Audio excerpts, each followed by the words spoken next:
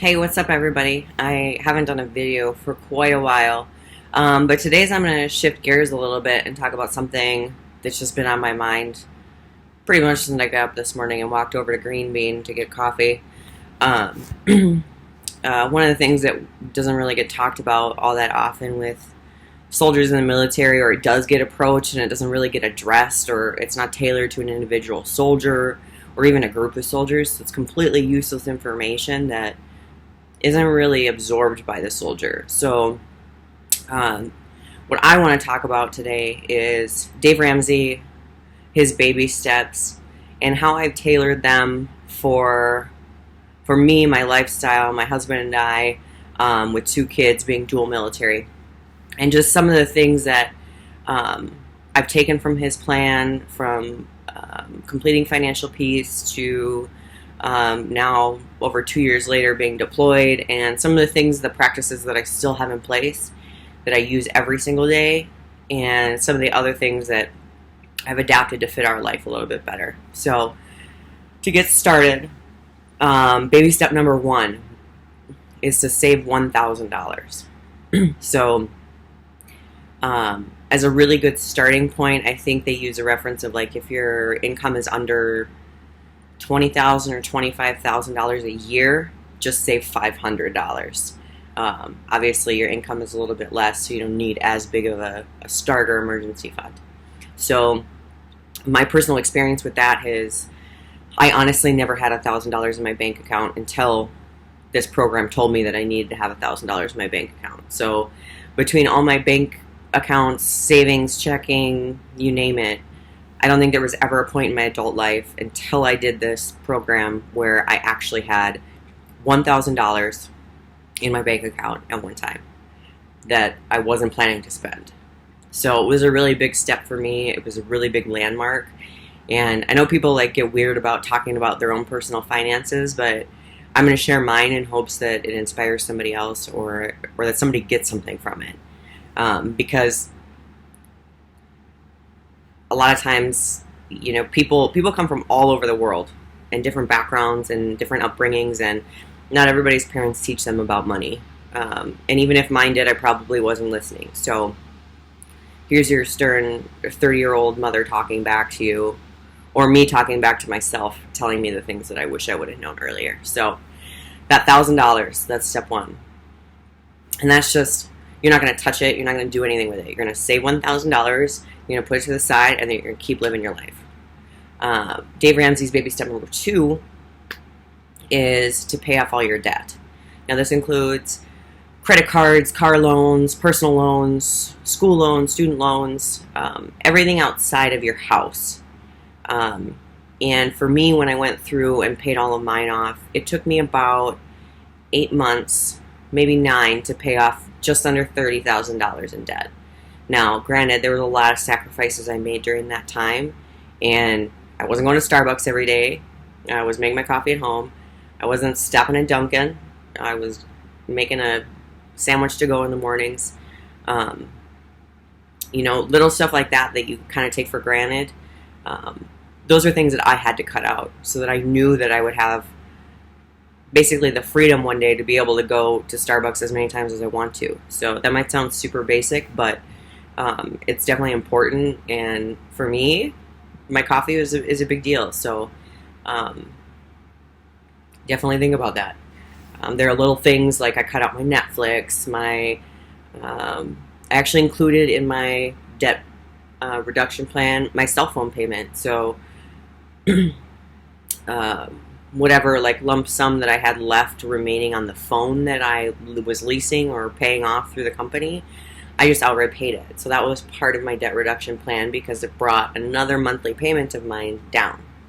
And then, again, just basics of each of these and kind of my experiences with them. Number 4 is to invest 15% for retirement. So being a National Guard or Reserve soldier, I now on active duty, I put my 15% away, right, while I'm deployed. But when I'm at home, I actually put anywhere from 50 to 90% of my drill checks away outside of annual training, because that's a nice little paycheck and I like having that extra money. But regularly throughout the year, it's just 50, 60, 70%, whatever I'm feeling. You can change it month to month. Super easy on MyPay through DFAS. I think you can only change it like once every 24 or 48 hours or something, but yeah. And keep in mind that you can't, it's not like you can get an LES that you're getting paid tomorrow and you can change it right now and it's going to reflect that, because it won't. I think it needs like 72 hours to be processed, but that's another thing. Baby step number 5 is save for kids college. For us, being dual military, my husband actually has GI benefits that he transferred to me because he gets a higher percentage for payout. So that's going to help cover more of my esthetician school once I get there. But yeah, so he transferred me like 6 months, because at max it'll be like 5. So just to be on the safe side. But aside from that, he's got like another 10 months left, and I have a full 36. So all of those benefits for us are going to our girls, split between the two of them. So that's one cool thing.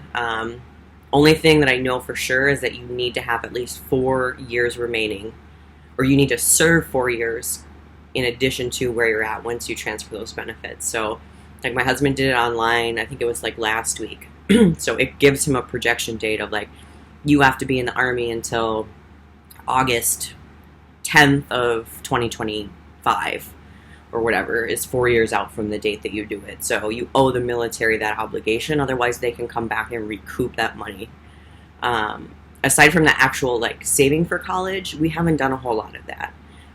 The girls' mom actually works at a university, and she has for years. So one of the huge benefits there is that being a professor or a VP or, wherever she's at in her career, her children will get free tuition. And that's at the current college that she's at. But the girls each have that GI Bill that's been transferred over to them. So one thing that we're not skipping, but for right now, it's kind of on pause.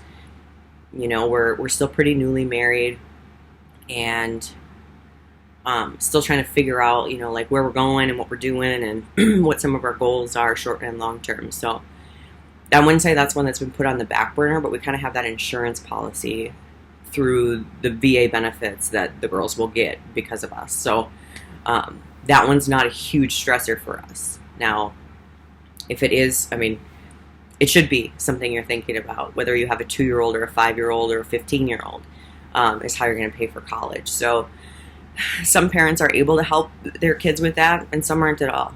So I would definitely dig more into, like Dave Ramsey's got some great podcast videos, and some good even reading material on things more specific to college and saving. One of them that I can think of is the Smart Money, Smart Kids, and the one that's written by Rachel Cruz, his daughter. I can't remember what it is right now, but it's about parenting, basically. And I know that one covers it a little bit more in depth. I'll put links below.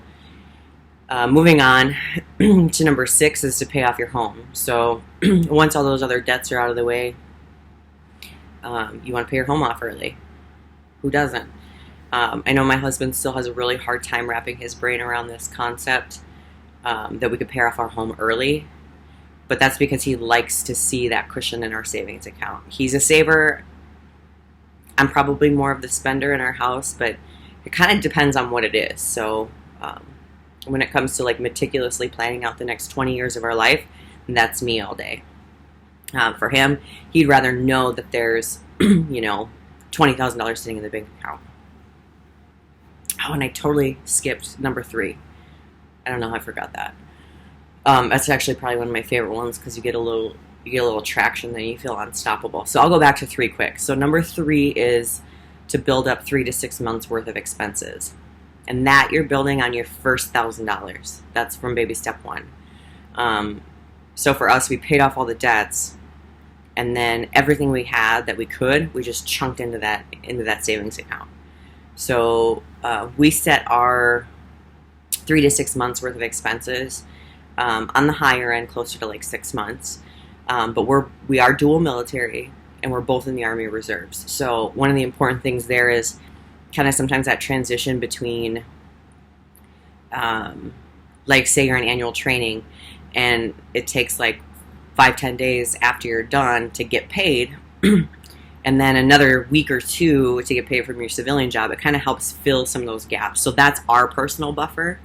Again, it's still only for emergencies, but we do make that one exception that, those transition periods like that are kind of odd, that not everybody goes through, not everybody has to deal with, like National Guard and Reserve soldiers.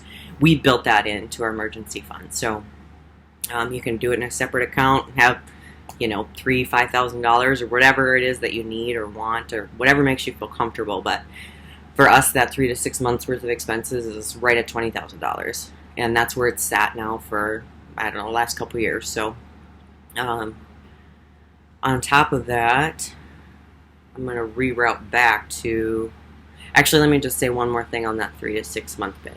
So if you were to write out all of your expenses, your mortgage, excuse me, Green Bean's not agreeing with me this morning, your mortgage, your vehicles. Now remember, you should be like paid off all your debts. So this 3 to 6 months comes after the debt's gone, except for the house. So for us, all of our debt's gone except for the house. That 3 to 6 months savings account is, if something would ever happen and you and your spouse were unemployed for 6 months, you would be able to make ends meet for 6 months. And anybody can find a job in that amount of time. I don't care what the economy is doing. I don't care what your skill set is. Anybody can find a job in that amount of time. So whether it's, washing dishes, working at McDonald's, waiting tables, anybody can find a job in that amount of time, even if it's not at what you were making previously. So that's where that 3 to 6 months comes in really, really handy. And again, that's 3 to 6 months worth of expenses, not income. So you're not saying, okay, I make X dollars, so while deployed, right? Deployed E6 with I get no dependents. So for example, there it's about, I want to say $5,000 a month. So that $5,000 a month is not what you're using. I'm not just going to take $5,000 a month, times it by 6, and then say I need to save $30,000.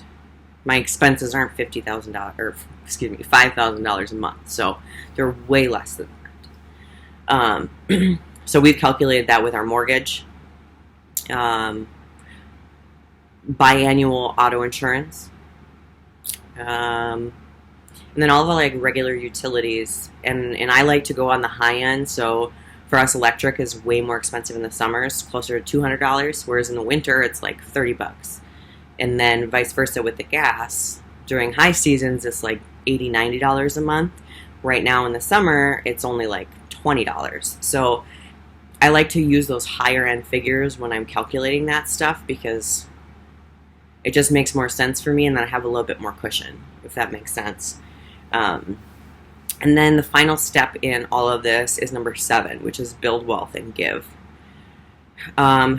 Although we don't have our home paid off, we still continue to build wealth. We still contribute to retirements. We still contribute to savings accounts. So, that's not stuff that you stop doing. They're all kind of done simultaneously. So, as well as that 15% for retirement. So, it's easy now to transfer all of our benefits to our almost 11-year-old because she's going to need it sooner. But we do have a little bit more time with our 4-year-old. So you kind of have to weigh out the options and do what's best for you. And I'm just going to try and keep this, I'm going to wrap it up under 15 minutes because I don't want to get long-winded. I would highly, highly recommend Financial Peace University. They do have a military edition, which is actually how I was introduced to this while on active duty at Fort Bliss. So I didn't pay anything for it, and it changed the way I look at money. It changed everything for me. So I would just tell you to go in with an open mind and just be willing to work. If you try it and it doesn't work, it doesn't work. Then just stop doing it. But for me, I needed some serious lifestyle changes, and I needed to change my entire attitude towards money. So that's how I did it. And I hope you'll give it a shot.